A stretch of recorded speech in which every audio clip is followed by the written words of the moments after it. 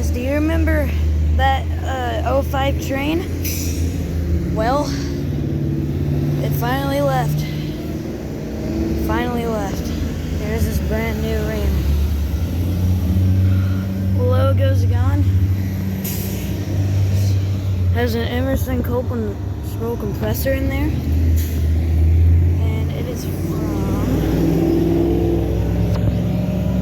2024 and it is a 4-ton, just like the old unit. It's got a ProTech fan motor.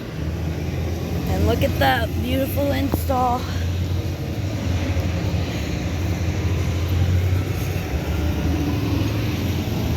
I need to get a picture of this before I go.